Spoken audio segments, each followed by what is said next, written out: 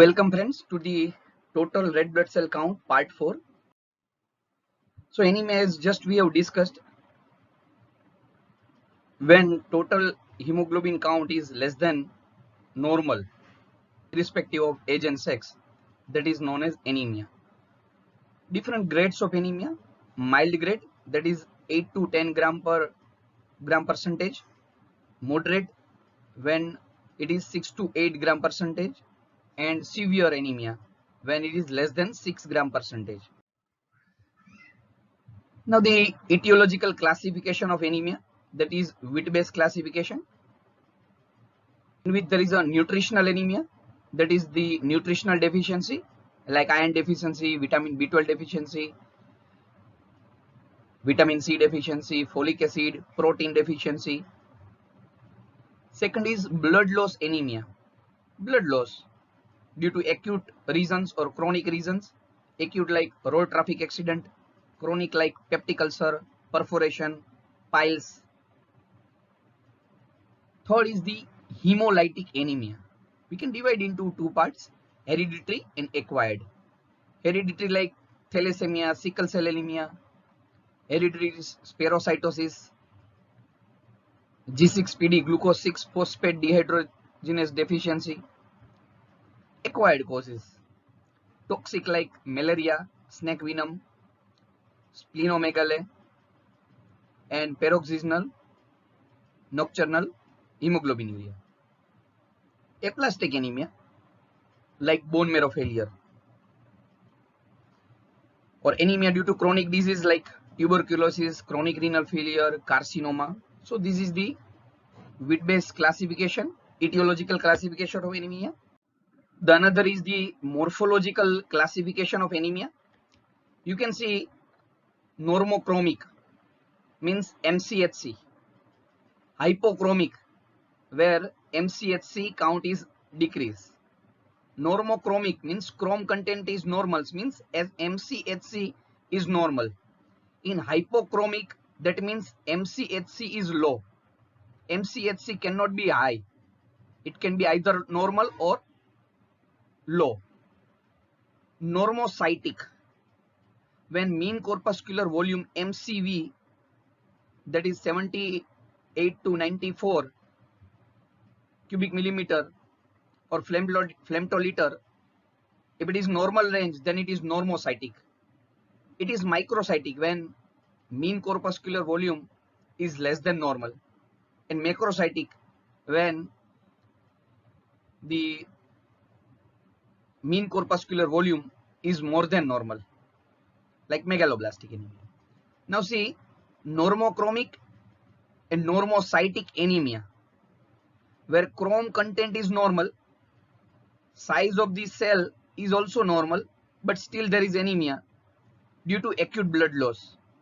Aplastic anemia, bone marrow failure. Hemolytic anemia, all the hemolytic anemia except thalassemia. Hypochromic, normocytic, or normocytic, hypochromic, that is in case of chronic blood loss like piles.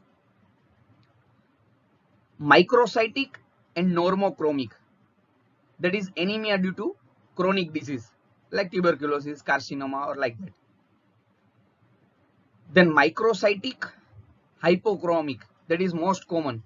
Microcytic and hypochromic, that is iron deficiency anemia, sickle cell anemia, thalassemia, or sideroblastic anemia, that is due to lead poisoning, or chronic post hemorrhagic anemia.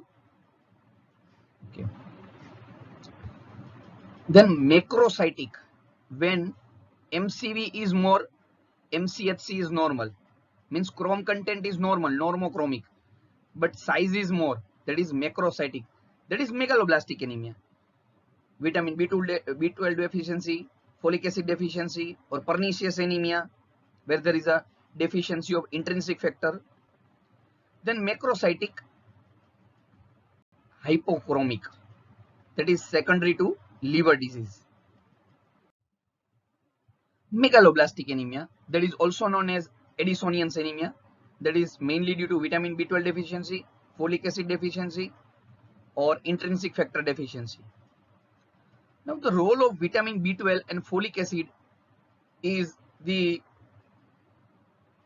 both the vitamins are essential for the thymidine triphosphate. Thymidine triphosphate, which is the building block of the DNA.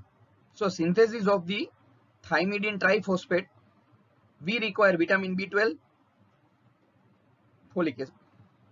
So whenever there is deficiency of the vitamin B12 or folic acid or both, there is abnormal and decrease in the DNA, and there is a failure of the nuclear maturation and cell division. And if there is a deficiency of the intrinsic factor, now what is the role of intrinsic factor? It is released from the mucosa of the stomach, and it binds with the vitamin B12. So when we are taking vitamin B12 in diet, in the food, so intrinsic factor bind with the vitamin B12 and resist the digestion by the gastric juice. Otherwise vitamin B12 will be metabolized. So it resists the digestion of the or damage to the vitamin B12, and it bind with the intrinsic factor bind with the vitamin B12, and in the terminal part of the ileum both get separated and vitamin B12 get absorbed from the terminal part of the ileum. So that is the basically role of intrinsic factor. So whenever there is a deficiency of intrinsic factor, even in diet you are taking vitamin B12, but there is no absorption of the vitamin B12 because in the stomach itself it get destroyed. Aplastic anemia. In brief, we can say bone marrow is not properly functioning. Example like nuclear bomb explosion, gamma ray radiation, we disrupt the bone marrow, and you know that whenever there is a damage to the bone marrow, there is a lethal anemia. All the cell count decrease. Second, excessive exposure to the X-ray, some industrial chemicals, some idiopathic reasons, some autoimmune disorders, even certain drugs to which person might be sensitive can cause the same effect. So these are some common causes of aplastic anemia. Iron deficiency anemia. Why it is common in India? The reason is that malnutrition. Malnutrition is the common factor. Second, it is most common in the woman during the reproductive age group from 15 to 45 year or 20 to 45 year. This is the period of active growth. During adolescent period is the period of active growth, and when there is a requirement of the iron is much more than normal.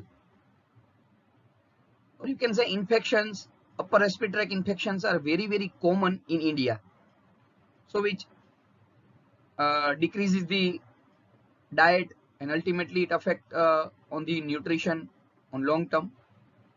Tuberculosis, again, it's very common in India. So all these things causes iron deficiency, and that's why in India iron deficiency is common. Polycythemia. So physiological polycythemia, if you say, it is when total red blood cell count is more than 6 to 7,000 cells per cubic millimeter. But physiologically the only single cause is the high altitude. So in high altitude there is a hypoxia, and hypoxia stimulates the erythropoietin from the kidney, and it stimulates the erythropoiesis. Some pathological causes, if we talk, that is the congenital heart disease or chronic pulmonary disorders or some renal tumor. So all these are the pathological causes which lead to polycythemia, but these are not cancerous condition. But the second is the polycythemia vera. That is pathological condition where total red cell count is 7 to 8 million cells per cubic millimeter, where there is a reason is the genetic aberration in the hemocytoblast. So it is a cancerous condition.